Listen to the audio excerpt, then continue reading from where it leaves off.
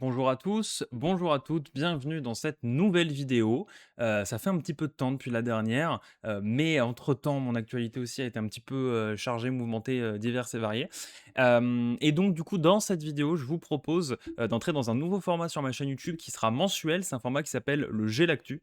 Concrètement, l'idée, c'est de faire un point, sur les diverses actualités qui entourent l'UGV et ma présence dans l'UGV. Donc ce sera confiné à ce strict cadre-là. Il n'y aura pas de news ou d'actualités qui toucheront à l'arcane des sources, puisque, comme vous pouvez le savoir ou non, j'ai fondé une association avec ma mère. On a cofondé une association qui s'appelle Arcane des sources. Et en fait, c'est une association qui regroupe en gros le groupe d'amis un peu plus élargi que je peux avoir, le groupe de très bons copains, amis que j'ai, avec qui parfois j'ai des débats et on a des débats tous ensemble très passionnants. Et donc l'idée, c'était de créer une association pour se retrouver, avoir ces débats dans un cadre et ensuite créer quelque chose de public par rapport à ces débats. Mais puisque l'Arcane des Sources a ses propres réseaux sociaux, a ses propres canaux de communication, je ne passerai pas par ici pour donner des news spécifiques par rapport à l'Arcane des Sources. Ça sera sur ces canaux. Et ce que vous trouverez sur mes réseaux par rapport à l'Arcane des Sources, donc sur Facebook, maintenant j'ai un Instagram, etc., ce sera vraiment des choses qui sont liées aux productions de l'Arcane des Sources, mais pas l'envers du décor, si vous voulez. Donc là, ça se concentrera vraiment sur la partie UGV et en fait un peu voilà, engagement politique que j'ai finalement dans ma personnalité citoyenne. Et donc c'est pour ça que j'appelais ça UGV, enfin j'ai l'actu comme UGV et comme G comme Gaspard, tout simplement. Donc ça tournera sur les actus de l'UGV local à l'échelle de Vichy, comment ça se passe donc vis-à-vis de l'organisme UGV, mais aussi par rapport à mes actualités, c'est un peu dans ce sens-là. Mais je pense que je vais élargir le format dès finalement la prochaine édition pour y inclure aussi les autres actions, les autres participations des autres membres finalement de l'UGV, ce qu'ils ont pu faire, etc., au cours du mois, et aussi, pourquoi pas, intégrer tout ce qui se passe d'un point de vue communautaire au conseil communautaire, et d'un point de vue communautaire à l'échelle des autres villes, des autres conseils municipaux des autres villes, etc. Je pense que c'est intéressant aussi pour faire un point. Voilà, donc l'idée, c'est un peu d'avoir un hub mensuel qui reprend les grandes nouvelles, les grands instants, les grandes journées, les grandes périodes, tout ce genre de choses du mois. À la base, je voulais le faire hebdomadaire, je voulais le faire toutes les semaines, mais en fait, je me suis rendu compte que c'était pas très... Enfin, ça aurait fait des formats du coup beaucoup plus courts, et il y en aurait eu plusieurs, mais finalement à l'échelle d'une ville comme Vichy, on peut se permettre de condenser ça. Là, nécessairement, cette édition, l'édition de juillet, sera plus dense parce qu'il y a beaucoup de choses sur ces mois-là à Vichy, mais par exemple, les éditions de septembre seront probablement plus courtes. Et puis, bah aussi, j'ai envie de dire, ça dépendra des actualités qu'il y aura, mais il y avait des fois aussi, il y avait des semaines, il n'y avait rien à dire. Voilà, j'ai préféré finalement le condenser en un format mensuel. Voilà, donc concrètement sur la forme après, ben, moi je vais vous parler, je vais vous expliquer pas mal de choses, vous donner du détail, du contexte, etc., sur les choses qui ont pu se dérouler ce mois-ci, que j'ai noté, que j'ai pu apercevoir, que j'ai trouvé pertinent de vous ramener. Mais il y aura aussi du coup voilà, de la présentation un peu de ces thèmes-là visuellement par rapport à ce qui a pu être partagé sur les réseaux sociaux par différentes personnes. Voilà. Et ben, on va commencer du coup sans plus tarder. Le premier thème que je voulais voir avec vous, c'était donc ce retour sur le quatrième conseil municipal qui a eu lieu le 5 juin. C'était un conseil municipal un peu particulier parce que c'était un des seuls conseils municipaux possibles où en fait tous les conseils municipaux de toutes les villes de France se réunissaient au même moment, à la même heure, pour pouvoir décider en fait de la liste des suppléants pour les élections sénatoriales. Alors, pour vous expliquer, les élections sénatoriales, donc c'est les élections qui permettent d'élire les sénateurs. Le Sénat est renouvelé à moitié tous les 3 ans. C'est-à-dire que si par exemple quelqu'un va être renouvelé là, en septembre, une moitié du Sénat va être renouvelée. Donc pendant 6 ans, cette personne aura un mandat. Dans 3 ans, l'autre moitié sera renouvelée. La personne qui sera élue dans 3 ans aura à nouveau un mandat de 6 ans. Mais ça veut dire que 3 ans plus tard, il y aura celui de 6 ans de cette année qui viendra, qui viendra à terme. Le mandat sera échu, si vous voulez. Voilà, donc c'est le fonctionnement. Donc là, il y a la première salve finalement du mandat pour les élections sénatoriales qui va avoir lieu en septembre. On sait c'est un enjeu important parce que le paysage politique s'est tellement transformé depuis les dernières élections sénatoriales on va dire, il y a pas mal de mises à jour à faire. Et donc du coup, tous les conseillers municipaux peuvent voter. Alors, il n'y a pas que les conseillers municipaux qui peuvent voter pour les sénatoriales, mais entre autres, il y a eux. Ça forme un collège de grands électeurs. Ils sont environ, je crois, 10 000 en France. Ça touche les conseillers municipaux. Je crois que les députés peuvent voter, les maires, les conseillers, qu'on appelle ça, les élections consulaires, les élections consulaires, bah, les consulaires, je sais pas comment dire, les enfin bon, oui, les conseillers des élections consulaires quoi, eux peuvent voter pour les sénateurs de l'étranger, voilà, bon, en gros, c'est le fonctionnement. Donc voilà et nécessairement donc tous les électeurs peuvent, enfin tous les conseillers peuvent voter, y compris les conseillers d'opposition dans un conseil municipal. Donc Hussein Bono aura une voix, là-dedans. Alors sur l'utilisation de cette voix, c'est pas une consigne à l'échelle de l'Union des gauches vichysoises, puisque là, ça touche à une élection qui est à l'échelle nationale et qui est un des pouvoirs du conseiller, mais qui n'est pas finalement une application du programme de l'UGV. Donc sur l'utilisation de cette voix, c'est quelque chose qui finalement revient de lui à lui-même. Ce qui ne veut pas dire que c'est pas nécessaire d'en parler en public, mais ça le concerne finalement plus que ça me concerne ou que ça concerne l'UGV. Après, jusqu'à présent, il n'y a jamais eu un seul problème pour faire coexister l'UGV entre partis, et je ne parle pas des partis qui étaient là au début et qui ensuite ont souhaité partir faire leur propre liste, qu'on a vu qu'il y a eu un résultat phénoménal aux élections. Non, on parle des partis qui sont restés, qui ont su faire l'union, qui ont su faire programme, qui ont su faire campagne et qui restent soudés aujourd'hui pour porter l'UGV. Il n'y a jamais eu de souci finalement entre ces partis, donc bon, j'ai absolument aucun doute sur le fait que ces élections sénatoriales changeront rien, mais ça reste voilà, un pouvoir d'attribution aux conseillers. Et dans ce cadre-là, les conseils municipaux doivent se rejoindre, non pas pour voter qui dans le conseil ira voter, puisque tout le monde a le droit de voter aux élections sénatoriales, mais pour savoir si jamais une des personnes du conseil municipal ne peut pas être là le jour du vote, qui va la remplacer. Donc c'est une liste de suppléants. Il y a quand même un enjeu supplémentaire, c'est que c'est obligatoire de voter au sénatorial et que si on ne vote pas au sénatorial, il y a un risque d'amende. Donc c'est important d'avoir un suppléant. Et dans ce cadre-là, finalement, donc la liste de suppléants, si le conseil est de 35 membres, par exemple, en gros, c'est 10 suppléants. C'est pas des gens qui sont du coup au sein du conseil, hein, c'est des gens qui peuvent être des civils, ça peut être n'importe qui. Et il y a une liste qui a été proposée par Monsieur Aguilera, et le problème de cette liste, c'est qu'elle n'intègre que des personnes qui n'ont pas été élues dans la liste des 35 d'Aguilera, soit des proches de cette liste-là, mais il n'y a personne pour représenter l'Union des gauches vichysoises, personne qui aurait été choisi dans notre liste ou dans les proches du Seigne Bono.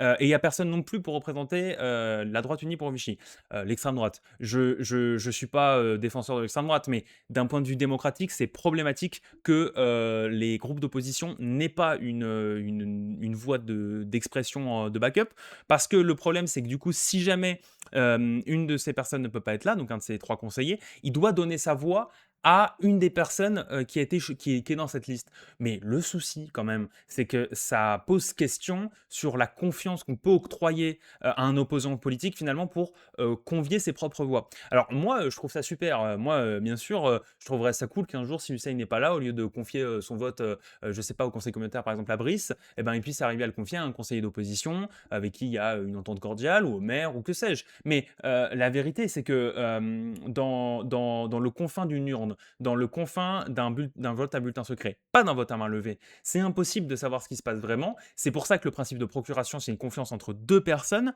Mais par contre, que dans une organisation à l'échelle du conseil municipal, donc nécessairement il y a des jeux politiques qui sont en place, puisque rien que la hiérarchie du conseil municipal se base sur des jeux politiques, finalement, je trouve ça très problématique quand même qu'il n'y ait pas des places qui soient réservées à l'opposition. Surtout que Bono, enfin Hussein a fait la demande d'avoir un suppléant de son choix, qui a été refusé par Monsieur Aguilera. Donc il y a un moment où voilà, il y a un refus réel et je trouve ça aussi problématique, mais dans toutes les choses qui sont problématiques avec le code des collectivités territoriales, hein. Mais parmi les choses problématiques avec ce code, et qui en vrai un code qui faillit énormément à la représentation démocratique, bah, le fait qu'il n'y ait pas de place prévue, c'est-à-dire en proportionnel en fait. C'est-à-dire que si on se dit bah, pour 35 membres, il y a 12 personnes, par exemple, je ne sais plus exactement, et puis pour un conseil de 20 membres, il y a 7 personnes, etc. etc. Si c'est une proportionnelle par rapport au nombre, et bien qu'au sein du nombre, il y a aussi une proportionnelle par rapport à la représentation. C'est-à-dire que si un conseiller, il a au moins un suppléant, s'il y en a deux, ils ont peut-être qu'un seul, mais s'il y en a trois, ils en ont peut-être deux. Vous voyez ce que je veux dire, je ne vais pas vous faire un dessin, mais voilà. Je trouve que c'est quand même important. Et voilà. Donc bon, on peut espérer que Hussein pourra aller voter par lui-même et qu'il n'y aura pas de souci. Maintenant, si jamais c'est pas le cas, ben voilà, il y aura toujours ce questionnement-là qui n'est pas vérifiable, qui plus est, puisque c'est un vote à bulletin secret, évidemment. Et qu'après, le vote est libre pour chacun. C'est-à-dire, je vais vous donner un exemple qui est très peu probable, hein, mais c'est que, supposons qu'il confie sa procuration à une des personnes de cette liste, donc qui est un opposant politique, finalement, peut-être que cette personne politique va voter à la fois pour la personne qu'Hussein voudrait voter, mais il va aussi faire le vote d'Hussein pour la même personne. Bon, c'est improbable, hein, mais c'est possible. Mais c'est ça le problème, c'est qu'en fait, on ne sait pas, parce qu'il y a évidemment des probabilités qui disent que la personne va voter pour sa famille politique, mais en fait, ça reste des probabilités. L'humain peut être très surprenant, l'humain peut être joueur, l'humain peut être bête. Et en fait, on ne sait pas. Mais c'est ça le problème, c'est qu'on ne peut pas savoir et on ne peut pas jouer le vote entre les mains de quelqu'un d'autre si on n'a pas une confiance absolue. Et le problème, c'est qu'on ne peut pas avoir une confiance absolue en quelqu'un qu'on n'est pas. Sans parler d'opposants politiques, on peut avoir un opposant politique pour lequel on a un profond respect, mais on ne les connaît pas. Les gens qui sont sur cette liste, c'est des gens du reste de la liste, du coup, qu'on a vu que pendant la campagne, mais on les a pas vraiment vus. Et puis, même si ça avait été des conseillers là, par exemple, si c'était pas tous les conseillers qui votaient, mais qu'il y avait des suppléants, mais pareil, c'est pas des gens avec qui il y a forcément un entretien ou quoi que ce soit. Le mandat vient de commencer aussi. Donc voilà, je trouve ça un peu lunaire et problématique. Et en fait, le vote ne devrait simplement pas être obligatoire de manière à ce qu'il n'y ait pas de souci. Ou alors, si le vote est obligatoire, eh bien, il faut prévoir une place spécifique. Et à titre personnel, je dirais même que ça devrait être, pour un conseil de 35 suppléants. Chaque suppléant a une personne vraiment de confiance pour aller voter à sa place. Moi, je dirais que ça devrait fonctionner comme ça. Et par ailleurs, j'en profite pour dire que je suis pour le vote obligatoire aussi. Donc voilà, le vote obligatoire, attention, pas on vient vous chercher, la police vient chez vous si vous n'êtes pas allé voter, si vous n'êtes pas passé à la fin de la journée, etc. Mais le vote obligatoire, si vous n'êtes pas, si vous n'êtes pas allé voter, il y a des conséquences. Les conséquences ne sont pas nécessairement obligées d'être pénales, c'est-à-dire soit financières, soit en réclusion, ni même de travaux d'intérêt généraux. Ça peut être d'autres types de conséquences sociétales, mais l'idée c'est de se dire il faut qu'on vote plus, il faut qu'on vote toute l'année et il faut que ce vote ait un vrai impact. Il faut mobiliser les gens à aller voter et en obligeant, même si c'est chiant et que c'est relou pour plein de gens qui sont déconnectés du monde politique, et je le sais, parce que ça n'a rien qu'à voir les élections municipales, rien qu'à voir les jeunes autour de moi. En fait, mine de rien, ça force quand même un peu les gens à se dire bon, ben, je vais voter, au moins je vais aller voter. Soit je vote blanc et on comptabilise le vote blanc et je suis pour comptabiliser le vote blanc. Et donc ça veut dire que la politique ne fait pas assez bien son travail pour intéresser les gens au fond du sujet, mais les gens vont quand même voter puisqu'ils sont obligés. Soit comme on appelle ça, on arrive à intéresser les gens et les gens du coup, bah, ce qu'ils n'auraient pas fait de base de s'y intéresser, ils s'y intéressent et en fait, ils arrivent à avoir un vote construit. Voilà, c'est une aparté, mais j'en profite pour le dire. Voilà, alors sur ce conseil, maintenant sur le déroulé de ce conseil, j'ai pas grand-chose à dire. C'était clownesque. Il faut le dire quand même de manière générale, depuis le début de cette mandature, que ce soit au conseil municipal ou au conseil communautaire, le nombre de fois où des votes ont dû être refaits parce qu'un tel pense que ça peut être fait à main levée, en fait non, c'est un bulletin secret, qu'en fait on pense qu'on peut voter tout ça en un seul vote, en fait non, il faut que ce soit séparé, et en fait ça on fait le voter mais il n'y a pas besoin de le faire voter, en fait ça on l'a pas fait voter mais il fallait le faire voter. C'est clownesque, c'est clownesque. Et je le dis, je pense qu'une des motivations qui fait que Aguilera et son conseil ne veulent pas filmer les conseils, c'est parce que sinon, les Vichysois, oh, monsieur Aguilera, un politique sérieux, bien habillé, droit, avec un bon verbe, oh, ces conseillers qui, voilà, qui s'investissent alors qu'à côté ils ont tous du travail, etc., etc. Oh là là, venez en conseil, venez voir tous les conseillers qui sont silencieux, qui n'ont aucune idée de ce quoi ils parlent, qui n'ont pas ouvert une page du dossier, qui en commission ne disent rien. Littéralement rien, ne pose aucune question. C'est à croire s'ils reçoivent une fiche avant le truc pour savoir pourquoi voter, ils votent puis ils se barrent. Et venez voir aussi comment le président de séance, c'est-à-dire M. Aguilera, fait passer les votes trop vite, oublie des votes, etc. Vous verrez si c'est si sérieux que ça. Moi, ça me paraît dingue parce que quand même, on ne joue pas avec les votes, on ne joue pas avec la démocratie. Donc voilà, et c'était encore le cas à ce moment-là. C'est ce que j'ai mis ici. Après avoir fait voter le conseil à main levée, ce qui n'est pas possible pour faire valider le vote, le maire et le DGS, donc le directeur général des services, ont dû recommencer le vote au bulletin secret. En bref, un conseil très sérieux, sans discussion inutile et efficace, le fameux sérieux d'une majorité engagée. Voilà, moi je trouve ça particulièrement clownesque. Voilà, pour ce conseil, j'avais ça à dire, c'était un peu long parce que cette histoire de suppléant, moi, me pose pas mal de problèmes et me questionne beaucoup. Et sur le conseil en lui-même, à part que c'était clownesque, j'ai rien à dire, mais c'est passé vite, hein, finalement, mais ça aurait pu être encore plus rapide si ça avait été mieux fait. Voilà. Ensuite, on passe sur une des premières célébrations, une des premières journées spéciales de ce mois-là. C'était la journée pour rendre hommage aux morts pour la France en Indochine. C'est vrai que c'est une appellation qui pose problème, mort pour la France. Déjà, dans d'autres conflits, ça pose problème. C'est comme si on célébrait les morts pour la France en Algérie, ce qui n'est pas possible, parce qu'à un moment, en Algérie, il y a eu des crimes de guerre, il y a eu des crimes importants, et il n'y a pas eu une guerre réglementaire, et il y a eu une guerre violente, barbare, et il y a eu des soldats français, même s'ils sont morts parfois au front, hein, en écoutant des ordres peut-être, mais qui ont commis des choses qui étaient absolument infâmes. Mais pour l'Indochine, ça questionne moins probablement parce que c'est plus lointain. Donc, personne ne s'y est rendu de l'UGV, et Hussein, qui était lui convié formellement en tant que conseiller, ne s'est pas rendu non plus. Il a écrit un texte que je vais vous lire, ce que je trouve très, très intéressant. Non seulement ça reboucle assez bien finalement avec, cet aspect qu'on ne peut pas rendre hommage à tout et qu'il faut faire vraiment attention à notre calendrier d'hommage et d'hommage républicain, mais aussi, aux liens en fait qu'on peut trouver spécifiquement à Vichy entre ce qui se passe en Indochine et le fameux Napoléon III. Donc je vais vous le dire, je prends un coup d'eau avant. Alors, en tant qu'élu de gauche et républicain, j'ai fait le choix de ne pas m'associer à la commémoration organisée par la municipalité en hommage aux prétendus morts pour la France, en Indochine. C'est une décision réfléchie, dictée par mes convictions et par une exigence de vérité historique que nous devons à nos concitoyens. Notre ville, dont l'histoire est intimement associée au Second Empire, se doit d'être particulièrement vigilante avec les symboles qu'elle célèbre.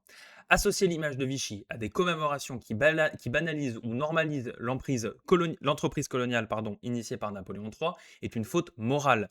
C'est pourquoi nous devons faire preuve d'une prudence absolue face à ces célébrations, même indirectes comme les fêtes Napoléon III.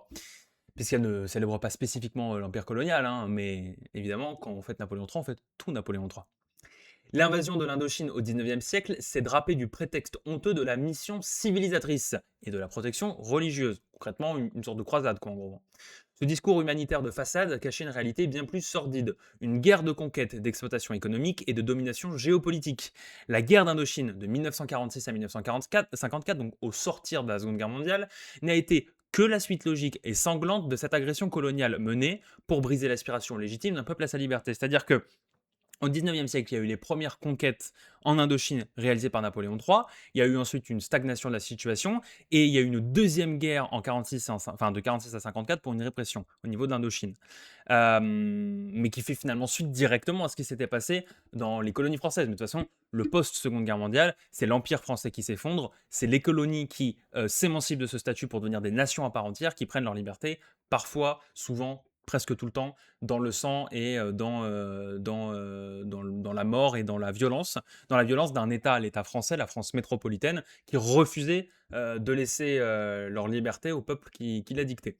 Et c'est ce qui arrivait aussi de ce côté-là. On ne peut pas commémorer à moitié, regardons le bilan humain effroyable de ce conflit. Plus de 300 000 combattants indépendantistes tués, entre 150 000 et 400 000 civils indochinois sacrifiés sous les bombes, la famine qui a eu lieu à cause de la guerre et les représailles. Et près de 90 000 soldats du corps expéditionnaire français, dont de nombreux conscrits, tirailleurs africains ou maghrébins, envoyés à la mort loin de chez eux. C'est-à-dire qu'en plus, il n'y a pas eu que dans finalement l'armée qui s'est déplacée sur place des Français métropolitains qui voulaient défendre leur territoire colonialisé, c'est que c'est d'autres colonies qui ont été forcées d'envoyer des hommes qui eux-mêmes voulaient leur liberté dans leur colonie pour se battre pour ces enjeux-là. Il n'existe pas de mort pour la France dans cette triste histoire. La France n'était pas menacée, ses frontières n'étaient pas attaquées. Il n'y a dans cette tragédie que des victimes indochinoises, françaises, africaines ou autres. Toutes sacrifiées sur l'autel de l'impérialisme colonial et, bien évidemment, du capitalisme. Au lieu d'un hommage hypocrite qui tente de réécrire l'histoire, ce sont bien des excuses que la République française devrait présenter à toutes les victimes de cette sombre période. Le rôle d'une municipalité républicaine est d'unir autour des valeurs de liberté et d'égalité, pas de flatter la nostalgie coloniale. Je continuerai à honorer la mémoire de ceux qui sont tombés pour défendre notre sol face au fascisme, mais je refuse d'être mêlé, de près ou de loin, à la glorification d'une guerre injuste. Hussein Bono, conseiller municipal et communautaire, Union des gauches vichysoises. Et on a là en image une représentation du bombardement de Tourane, alors Danang, je ne sais pas si c'est le nom complet, par le corps expéditionnaire franco-espagnol en 1858 en Indochine. Alors, que rajouter? Ça dit énormément de choses. Moi, je voudrais revenir sur 2-3 aspects.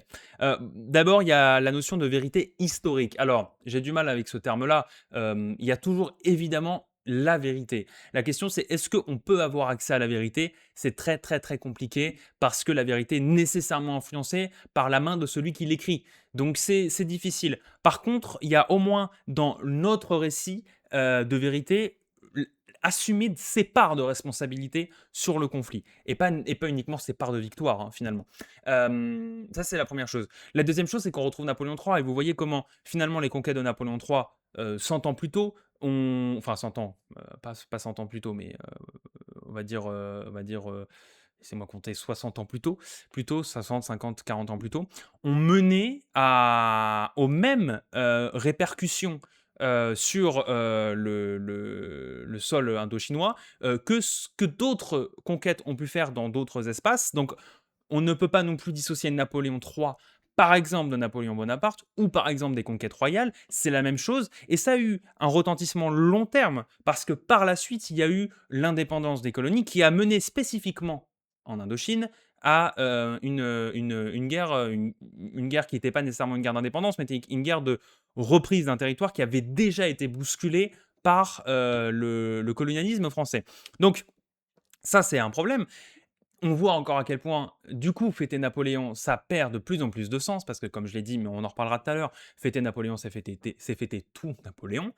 Et puis, bah, bien sûr, il y a l'aspect où Vichy s'y associe. Alors évidemment, il y a une obligation, je pense qu'il y a une obligation légale d'effectuer un certain nombre de commémorations qui sont sur le calendrier républicain.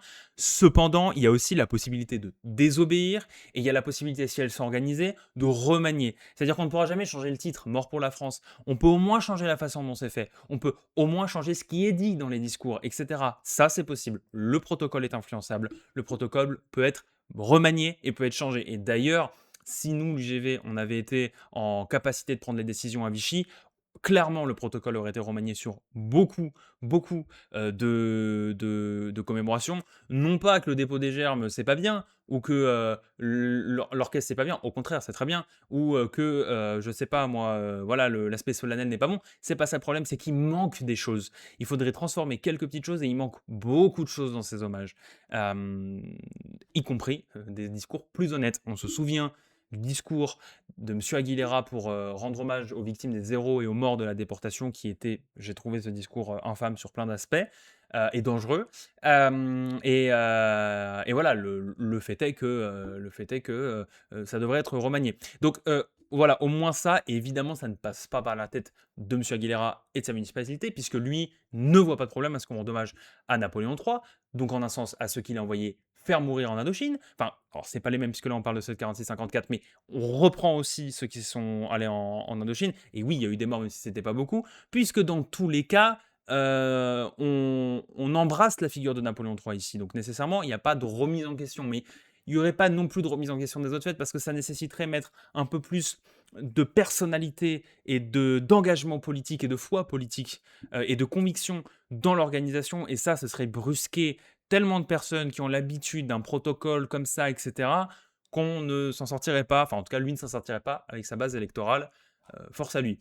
Donc voilà, moi ça c'est un truc qui m'a profondément marqué, surtout que, je vais être très honnête, j'étais un, comment on appelle ça, désensibilisé à ce sujet à la base, c'est-à-dire que je connaissais la guerre d'Indochine, je n'avais pas tout ce contexte-là et moi, quand j'ai vu ça, j'ai vu une énième, cérémonie, d'hommage, pour, voilà, une guerre autre et c'est finalement en discutant sur le groupe WhatsApp et en regardant ensuite une vidéo par rapport à ça que je me suis rendu compte de tout un tas de choses que j'avais pas conscience, comme quoi on apprend toujours et il faut pas parler si on ne sait pas. Et en l'occurrence, en apprenant tout ça, j'ai réalisé aussi pas mal de choses sur, le comment on appelle ça? La façon dont le lien avec Napoléon III était à nouveau traité, mais ça revient trop souvent malheureusement, à Vichy. Voilà pour cette célébration, des morts pour la France en Indochine. Ensuite, on a eu, la journée mondiale de l'Art nouveau, alors qui n'est pas une journée, inscrite dans le calendrier républicain, c'est une journée à part. Pour moi, ça me paraissait très important, de, fêter cette, journée puisqu'il y avait un double enjeu. Il y a bien sûr un enjeu de préservation à Vichy, de joyaux qui se trouvent dans chaque hall et enfin dans beaucoup de halls et dans beaucoup de bâtiments, beaucoup de rues et qui finalement la plupart sont très, très mal entretenus parce que c'est pas des bâtiments principaux et cet art déco-là se décrépit. Il y a l'aspect de façade où on préserve l'art déco, pardon, l'art nouveau, excusez-moi, de façade, c'est-à-dire la façade de l'opéra et la façade d'autres endroits, mais quand on entre à l'intérieur, c'est décrépit, c'est en mauvais état, puisque ce qui compte, c'est que le paraître à Vichy, vous le savez très bien. Euh, mais il y a aussi un aspect, c'est de se dire, pourquoi? Supposons que l'Art Nouveau soit vraiment sacralisé à Vichy et que tout ce qui touche à l'Art Nouveau soit profondément entretenu et profondément bien entretenu, de l'intérieur comme de l'extérieur, dans le privé comme dans le public, grâce à des conventions public-privé, etc., etc. Pourquoi est-ce que l'Art Nouveau aurait le droit à ce traitement? Moi, c'est ça mon problème. Oui, c'est joli. Enfin, moi, en tout cas, je trouve ça joli. Il y a peut-être des gens qui trouvent ça horrible. Moi, je trouve ça joli. Ouais, c'est classe et ouais, on voit pas ça partout. Mais déjà, des types d'art, il y en a d'autres à Vichy. On a un sorte de petits quartiers haussmanniens à Vichy qui est magnifique, qui est le quartier qui est au niveau du monument aux morts, square, enfin le square Leclerc. Et on n'a pas que ça, on a tout un tas d'autres endroits à Vichy qui sont beaux. Ça aussi, ça mérite une attention particulière. De manière générale, le classement de l'UNESCO, même si à titre personnel je suis contre, devrait inciter à prendre soin de toutes les formes de patrimoine et d'art. Mais il y en a qu'une qui est visée, puisque c'est celle que les gens reconnaissent comme étant Vichy. Mais le problème, c'est pas ce que les gens reconnaissent. On s'en fout des touristes. On s'en fout de la vision que les autres ont de la ville. Ce qui compte, c'est les gens qui habitent là. Et moi, mon problème, il est là. C'est que si on met le paquet sur l'art nouveau, fondamentalement, on rénove aussi des lieux de vie et d'habitation. C'est super pour les gens qui sont là. Mais les autres, qui vivent du coup dans des styles tout à fait normaux, les gens qui habitent par exemple avenue Thermale, qui est peut-être une des avenues les plus pourries de Vichy, en tout cas sur le haut de cette avenue-là, c'est pas de jolis bâtiments Art Nouveau qu'ils ont, mais est-ce qu'ils mériteraient quand même pas d'avoir aussi quelque chose de simple? Et alors après, là, c'est du sujet vraiment politico-politique, mais oui, mais c'est du privé, on peut rien faire. C'est faux. C'est faux pour plein de sujets, c'est faux. Parce que quand ça tombe en décrépitude, ça tombe en décrépitude. Il y a des lois, il y a des contrôles que sont censés faire la mairie et la communauté de communes.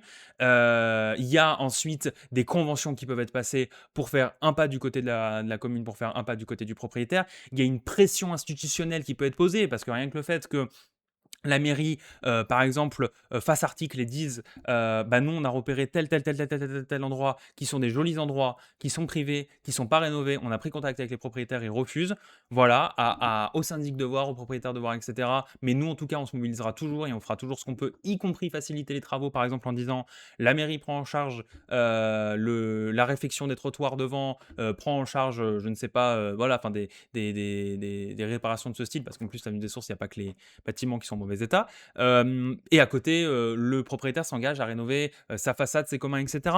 Et ça a déjà été fait. Ça a déjà été fait. Il faut regarder le passage du commerce et d'autres passages, les passages ouverts et les rues ouvertes, donc rue Burnol, etc. Passage pas Clémenceau, mais rue de l'Hôtel des Postes, passage du commerce et tout. Tous ces passages-là ouverts, pas les fermés, mais les ouverts, ils ont tous eu une convention avec la mairie pour dire on vous refait le sol super beau avec les carreaux là, etc. On vous met les lampadaires à jour, on vous fait le truc propre et vous rénovez vos façades. Donc c'était possible. Sur l'intérieur, ensuite, c'est une question de choix. Évidemment, l'idée c'est que la façade, le toit et les communs soient bons, au moins ça, parce qu'après c'est vrai que dans l'enceinte de l'appartement, là c'est vraiment compliqué d'agir. On ne peut pas forcément agir partout, mais les communs et le toit c'est peut-être le plus important. La façade, bien sûr, c'est important, mais c'est pas un lieu de vie. On vit pas sur une façade, on vit à l'intérieur d'un appartement. Les communs, c'est un lieu de passage, et le toit, c'est hyper important pour l'isolation et pour les infiltrations qui peuvent en plus causer des problèmes avec la façade. Ça, c'est des choses sur lesquelles peut faire pression la mairie. Et puis la mairie, elle a aussi le droit de mettre en place ce qu'on appelle un permis de louer. Et le permis de louer, c'est qu'on appelle ça une dérogation, enfin entre guillemets un certificat qu'octroie la mairie à des lieux qu'elle considère remplir des critères nécessaires de salubrité et de respect des codes environnementaux publics, etc., de la voirie et tout, pour pouvoir être loué. Et ça, il me semble que c'est comment on appelle ça, un programme de volontariat, c'est-à-dire que c'est des propriétaires qui doivent présenter comment on appelle ça, leur logement. Si c'est un programme obligatoire, c'est encore mieux. Si c'est un programme de volontariat, c'est quand même bien, puisque derrière, il y a la communication. Si la ville communique sur le permis de louer, si la ville met en place un compte ou une office de la salubrité et dit voilà, nous on met en place ça, on vous partagera des annonces sur notre compte par rapport à ça, ou voilà, s'il y a un problème de concurrence, il y a peut-être un problème de concurrence avec les agences, au moment où on dira on a classé tel logement, telle rue, on a classé tel logement, etc. On engage et on dit bah, on est toujours motivé pour faire ça, et là on a fait tel travaux, on a réussi à négocier telle convention pour faire en sorte d'améliorer tout simplement la qualité matérielle, structurelle de la ville par rapport aux habitants. Donc pour moi il y avait un vrai enjeu, c'est ce qui me paraissait important de mettre en avant, c'est du coup ce que j'ai fait dans mon texte, et il n'y a pas qu'un texte, puisque j'ai été content de pouvoir faire une collaboration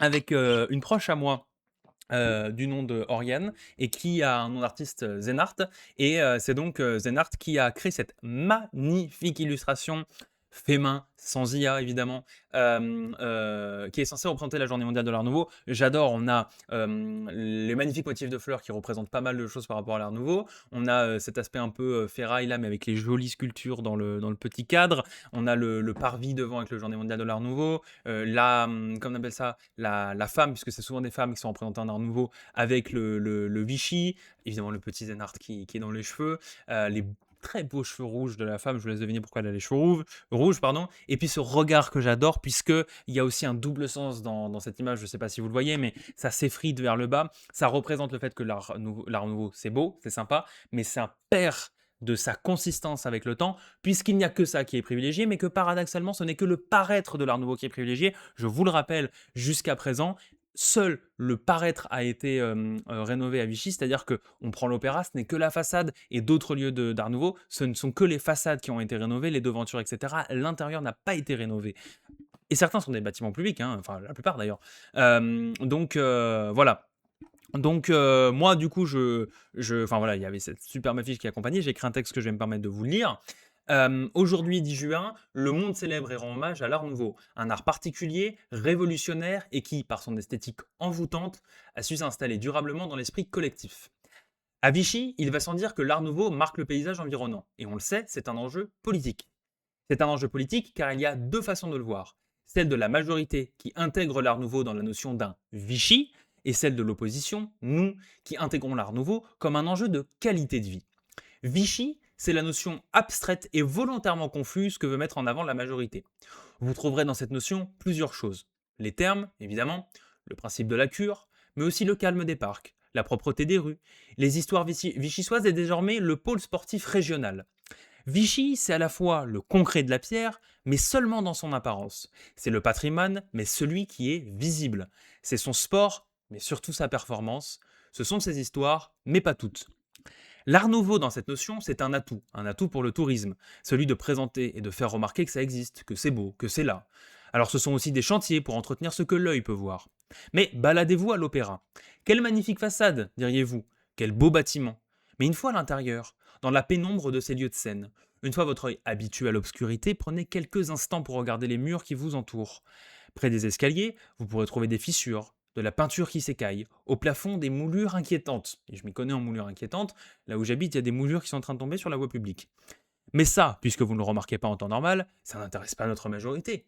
Il y a quelque chose d'encore plus sombre derrière cette notion de Vichy, quelque chose d'encore plus sombre que ce culte de l'apparence. Apeuré face à son passé.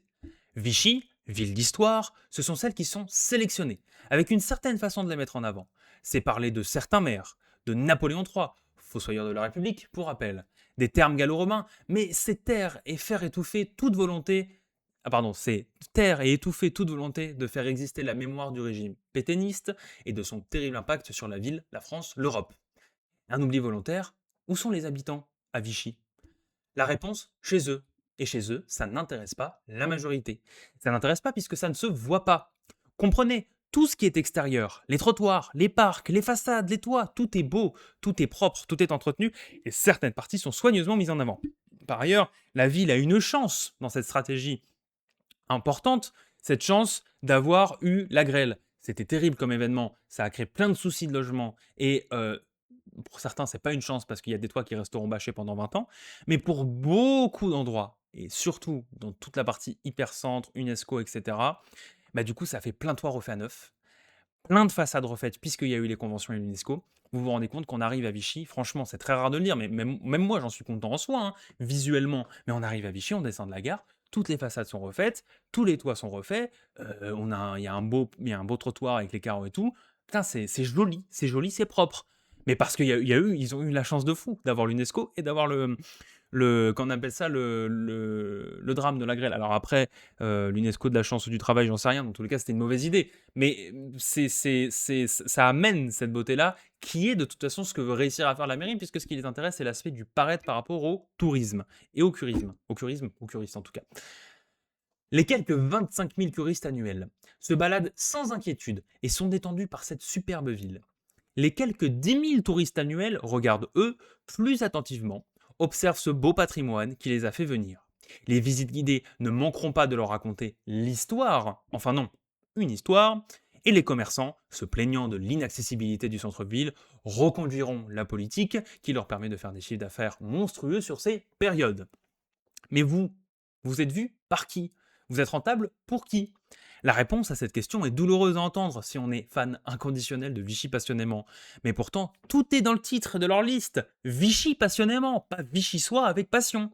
Alors dans cette optique, seul l'extérieur compte, et encore, l'extérieur qui est vu, qui est dans les sentiers classiques du touriste, le touriste qui va rarement sortir de son petit parcours. D'ailleurs, et vous, votre bâtiment, est-il en art nouveau? Votre hall a un beau vitrail, une belle moulure? C'est cool, ouais. Mais ça, la mairie s'en fout. Vos propriétaires s'en foutent. Vous n'êtes qu'un habitant d'un ancien immeuble du temps où tout était considéré, mais qui aujourd'hui n'attirait plus la vue des passants. Alors désolé, mais non. Vous ne fêterez pas l'art nouveau aujourd'hui. Vous allez plutôt subir sa décrépitude et vous ne vous en plaindrez pas. Après tout, quel est le rôle d'une mairie sur du privé, si ce n'est celui de rénover des passages privés en signant des conventions qui obligent les propriétaires à refaire leur façade? Ah oui, vous n'habitez pas en centre-ville? Autant pour moi. Alors, comme le montre cette magnifique affiche réalisée par une proche, c'est à la fois beau, important, mais ça se fait. L'Art nouveau, qui a pour habitude de se voir comblé, se voit sur cette affiche en perdition, dans l'oubli. Et la vraie question d'une politique publique qui prend soin de ses habitants, c'est de prendre soin de leur qualité de vie, de leur habitat. Qu'ils soient de style Art nouveau, haussmannien, Art déco, moderne comme la résidence Noé ou périurbain classico-classique, comme dans les abords du centre, tous les bâtiments méritent d'être entretenus, rénovés si nécessaire, pour garder leur charme, leur nature et garantir un confort, une beauté du quotidien à chacun de ses habitants. Voilà le texte que j'ai écrit. Je ne vais pas avoir grand-chose à compléter puisque c'était déjà ce que je vous disais en préambule et que j'appuie ici. J'ai souhaité quand même mettre un minimum de tags sur cette publication pour essayer d'attirer un peu de regard. Donc j'ai mis l'Opéra, donc l'Opéra, le Centre culturel Vichy Culture, la médiathèque Valérie Larbaud, Vichy UNESCO, le service d'archives de Vichy, Vichy Destination et Vichy Mon Amour. Voilà, donc c'était l'idée de ce texte et de cette image, de faire un gros sans face, puisque en fait, derrière l'idée de l'Art Nouveau, il y a surtout une question, un enjeu public qui est la condition, la qualité de vie matérielle dans les bâtiments. Et qu'est-ce que la mairie peut faire là-dessus? Et la mairie peut faire beaucoup de choses là-dessus. Voilà. Ceci étant dit, on va passer au prochain thème. Et on va revenir sur les fêtes Napoléon III. Nous y est. Alors, sur les fêtes Napoléon III, bon, nécessairement, les fêtes Napoléon III, c'est quelque chose que moi je conspudie au maximum. Je me suis permis de jouer au petit rebelle quand il y a eu le défilé des messieurs dames en bas de chez moi et de mettre un peu de musique révolutionnaire, des musiques de la Commune de Paris, l'international, bon, voilà, des trucs, c'était surtout pour montrer moi je m'oppose complètement à ça, pour montrer cette opposition. Ce qui m'a quand même, ce que je trouvais quand même intéressant, c'était que j'ai aussi mis la Marseillaise et je me suis dit, à minima, si des gens sont tellement dans l'Empire qui réfutent l'histoire de France et la Commune de Paris, qui est un bel événement de l'histoire de France, hein, et qui est un événement fort en plus, la Commune de Paris, peut-être ils vont au moins apprécier l'aspect républicain. On est quand même en République, on est en République française, enfin, on est tous républicains quand même, quoi. Non, même pas, non, il n'y a personne pour chanter, rien du tout.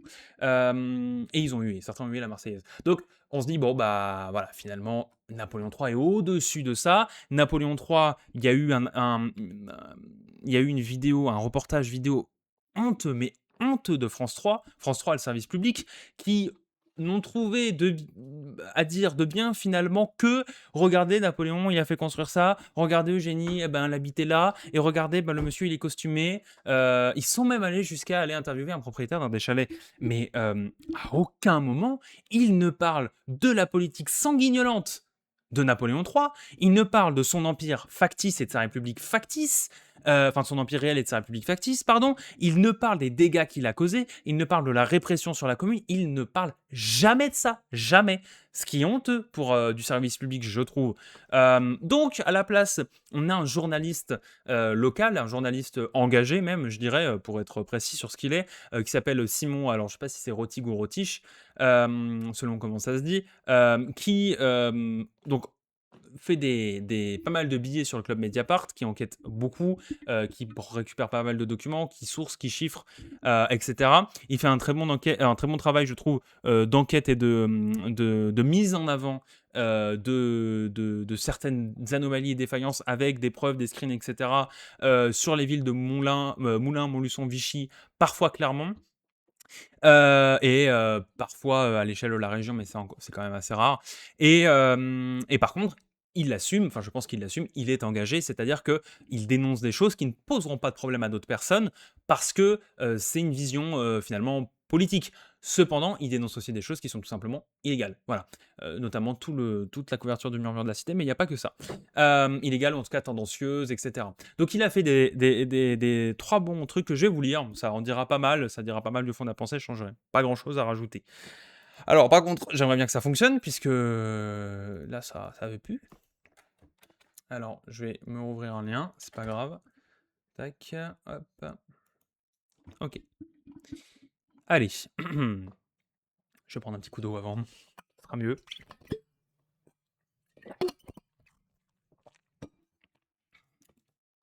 Oh, bah ça c'est chiant. Attendez une seconde. Alors, ce qu'on peut faire.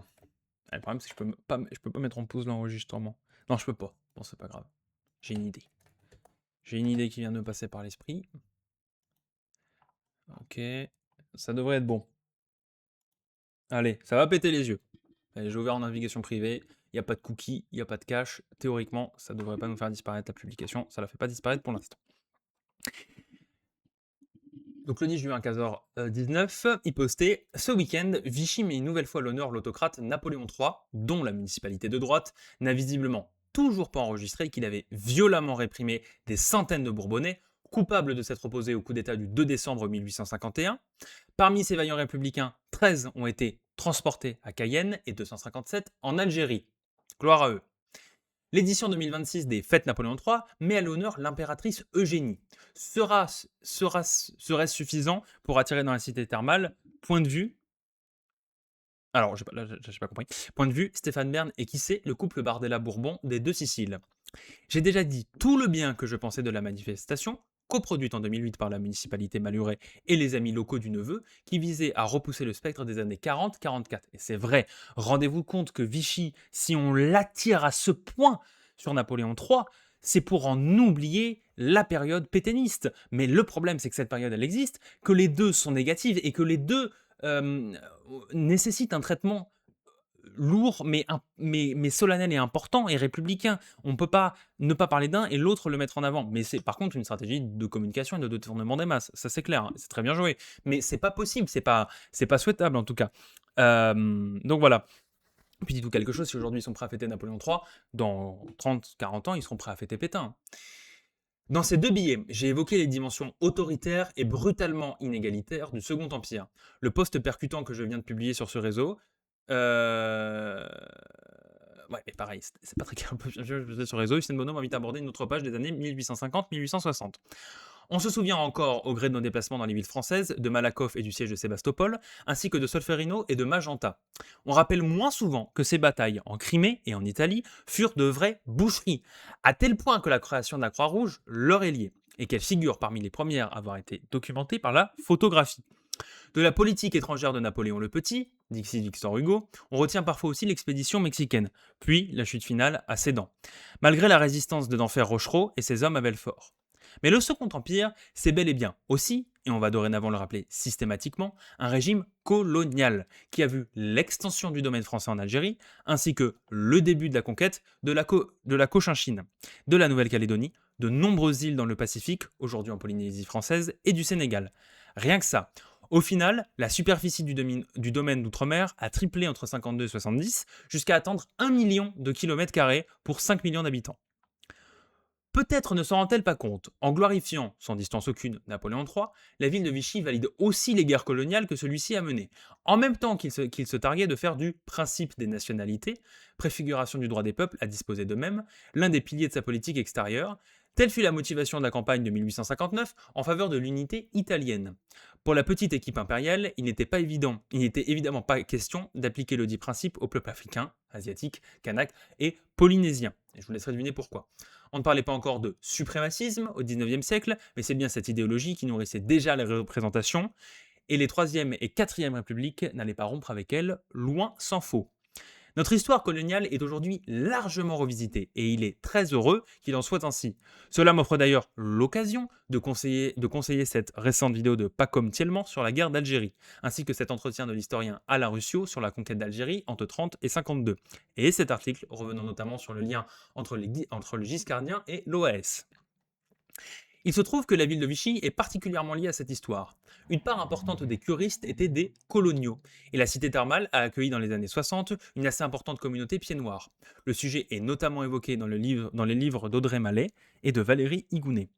On sait aussi que Pierre Coulon, qu'on continue à célébrer comme un maire visionnaire et si moderne, de 50 à 67, était un fervent partisan de l'Algérie française. Il était si progressiste qu'en 1956, il fit le choix, comme un texte de Michel Promerat a consacré à la visite de De Gaulle. Ah pardon, excusez-moi, j'ai sauté une ligne, je me disais c'est bizarre. Il fit le choix, comme un certain Jean-Marie Le Pen, de soutenir le mouvement poujadiste, se référer à un passage des pages 3 et 4 du texte de Michel Promerat a consacré à la visite de Vichy de Gaulle en 59. Vive Vichy, vive la France, vive la République, avait lancé le général vichysois lors de sa venue. Vive la pensée décoloniale, ajoutons-nous aujourd'hui. Copie à Frédéric Aguilera, Yves-Jean Bignon, le deuxième adjoint, et à l'Union des gauches. Euh, Pas grand-chose à rajouter, c'est très complet, il y a beaucoup de sources, etc. Il y a quelques phrases que j'ai pas compris, enfin, qu'il aurait fallu mieux formuler, mais il y a quand même un truc qui m'interpelle, parce que je l'avais pas vu comme ça la première fois, et en le revoyant, je trouve ça assez intéressant.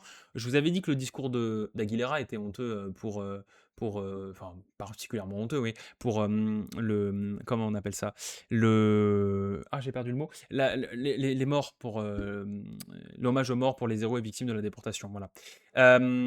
Il finit son discours dans ce discours-là par Vive Vichy, vive la France, vive la République. Et moi, j'avais remis en cause ce Vive Vichy pour plein de raisons, mais notamment parce que Vive Vichy, dans le sens de Vichy l'unité, quand on pense en plus au régime de Vichy, aux pétainistes, quand on rend hommage aux victimes de la déportation, c'est lunaire. Mais visiblement, c'est une phrase qui a d'abord été prononcée par ce bon vieux général. Donc, je me dis, il y a une récupération d'un symbole qu'on pourrait attribuer comme républicain, puisque c'était le général de Gaulle, mais qui finalement, quand on sait comment s'est comporté le général de Gaulle avec les colonies, quand on sait comment était sa position, qui était dans la parfaite continuité de Napoléon III, et Napoléon III qui est si adulé ici par la majorité, par M. Aguilera, il y a une sorte de reprise des flambeaux du passé pour se les réapproprier et rendre hommage aux figures antérieures en faisant un peu pareil. Et je trouve ça à vomir. Voilà. Ça, c'était la première publication. Il y a la deuxième maintenant. Tac. Donc, pareil, il va falloir que je l'ouvre en navigation privée. Hop. Alors, petit conseil, ça c'est un conseil que je donne, les gens sont à chaque fois un peu choqués. Mais si vous avez une page que vous avez du mal à ouvrir, n'importe laquelle, il n'y a pas les images qui se lancent, il n'y a pas les actions qui se lancent, etc. Ça bug ou quoi que ce soit, allez en navigation privée parce que parfois c'est le cache de votre navigateur qui est trop plein ou qui a un problème, c'est les cookies enregistrés qui rentrent en contradiction, c'est les extensions que vous pouvez avoir qui peuvent aussi avoir des soucis. Vous mettez en navigation privée, vous avez ni extension, ni cache, ni cookie, vous êtes tranquille. Là, on va parler plus spécifiquement du député, mais aussi du maire sur notamment l'habillage. S'il venait à l'idée du député de Vichy Nicolas Ray, de jouer comme l'an passé au député du Second Empire, ce week-end dans les rues de Vichy, je me permets de lui rappeler ces trois faits historiques. Spoiler, il l'a fait. Le Second Empire n'était pas une démocratie, mais un régime autoritaire dans lequel les pouvoirs étaient concentrés dans les mains d'un seul homme, Napoléon III. Ce régime peut être qualifié de césarisme démocratique, c'est-à-dire une dictature qui affirme s'appuyer sur le peuple selon le principe de la souveraineté de la nation. Les députés élus en 52, 57, 63 et 69 le furent certes au suffrage universel, mais celui-ci fut strictement encadré par le mécanisme des candidatures officielles que les préfets favorisaient outrageusement en leur accordant des facilités de réunion et d'affichage, tout en muselant l'opposition et en contrôlant étroitement la presse. C'était une fausse démocratie. Sous le Second Empire, le département de l'Allier a été représenté au corps législatif par ces 5 personnages. Le baron de Vos, Charles Eugène de Cadier, une autre particule, Desmarous de Golemin, le maître de forge Jean-François Rambourg, Édouard Mathurin-Faux, neveu du ministre des Finances du même nom, et Stéphane Mony, directeur des mines de Commentry. Cette courte liste suffit à nous rappeler que le Second Empire rima souvent avec plutocratie, affairisme et népotisme, qui sont respectivement définis comme le gouvernement par les plus fortunés, ce qui est le cas, une tendance à s'occuper sans état d'âme d'affaires d'argent, des spéculations, ce qui est le cas, et l'abus qu'une personne en place fait de son influence en faveur de sa famille et de ses amis. Toute ressemblance avec le macronisme, dont le député Ray soutient sans dire le gouvernement depuis 2022, n'est pas fortuite. Bon, ça c'est monsieur Rodi qui précise. Moi j'aurais fait des exemples un peu plus locaux, mais bref. Le duc de Morny coche les 3 cases, il était à la fois le demi-frère de Napoléon III, un homme politique de premier plan, ministre de l'Intérieur, président du corps législatif, et un influent homme d'affaires, les chemins de fer du Massif central. Il fut en outre un acteur central du coup d'État, le président du conseil régional du Puy-de-Dôme, le propriétaire de la sucrerie Bourdon à Aulnat et le constructeur du château de Nade du côté de la forêt des Colettes. J'imagine que les fêtes Napoléon III finiront par honorer le duc, à moins qu'elle ne lui préfère un autre local de l'étape, en la personne du beaucoup plus terne Eugène Rouet. Je soumets pour ma part aux organisateurs le nom suivant, Honoré Daumier, voilà qui relèverait enfin le niveau. Je ne connais pas ce monsieur Honoré Daumier, mais visiblement, il y a meilleur à rendre hommage. En tout cas, c'est clair que les personnes à qui on rend hommage, Napoléon III, Eugénie, les députés ou le maire de l'époque, c'est l'idée. Là, il s'attarde beaucoup sur les députés, mais c'est le même principe hein, sur les maires de l'époque. Et moi, il y a quelque chose qui me choque. Ça me choque vraiment profondément, c'est de mettre l'écharpe républicaine d'élu républicain pendant qu'il est habillé en maire de l'époque d'une république qui n'en était pas vraiment une, puisqu'on l'a vu, c'était il a dit une république, césarisme, comment il le dit, un césarisme démocratique, pardon, une fausse république, une fausse démocratie, et qui plus est, de toute manière, c'était aussi un empire pendant un bon moment, puisqu'il y avait un empereur. On ne peut pas faire république avec un empereur, ça reste un empire, c'est un empire qui se déguise, mais c'est un empire. C'est la même chose, et moi, ça me choque, et ça me choque que dans la loi, ce soit autorisé, ça me choque que rien n'est dit, et ça me choque que à nouveau, ça ne choque personne. C'est-à-dire, on est à ce point en dehors de la République en France pour que dans nos rues, des gens se baladent comme dans le Troisième Empire, fiers d'eux, fiers de réinstaurer une logique de séparation entre ceux qui ont l'argent de se payer des belles tenues, ceux qui ne l'ont pas, ceux qui peuvent aller payer 120 € pour le dîner de l'empereur et ceux qui ne peuvent pas, fiers de ça, applaudir comme ça là, le maire qui est habillé en maire qui ne servait à rien à l'époque, le député qui est habillé en député qui ne servait encore moins à rien à l'époque et qui était de toute façon des gens de pouvoir à la base. Ça, les gens en sont fiers. Mais ce qui est marrant, c'est que les gens qui sont fiers de ça sont les mêmes qui votent pour eux, c'est-à-dire des gens qui votent pour la droite, ce qu'on pourrait appeler la droite républicaine, qui se revendiquent tout le temps du gaullisme. Mais le gaullisme démontrait ces gens-là. Le gaullisme démontrait, et à nous, enfin, ce sera toujours le cas, démontrait toute forme de fascisme ou d'oppression qui viendrait sur le pouvoir indu que quelqu'un aurait, puisque c'est exactement ce qu'était le régime pétainiste et ce qu'a combattu le général de Gaulle. Mais ces gens se revendiquent du gaullisme. C'est dingue. Est-ce que vous... Enfin, voilà, donc les gens sont républicains quand ça les arrange finalement. Et à titre personnel, ça me tend. Je comprends même pas comment c'est possible. Je ne comprends même pas comment c'est possible de pouvoir, à ce point-là, ce week-end c'était ça, tac, dans le journal. Je ne comprends même pas comment c'est possible à ce point-là de se voiler la face et que ça ne pose problème à personne. Ou au contraire, en tout cas, que si ça pose des problèmes à des gens, peu soient ceux qui l'expriment.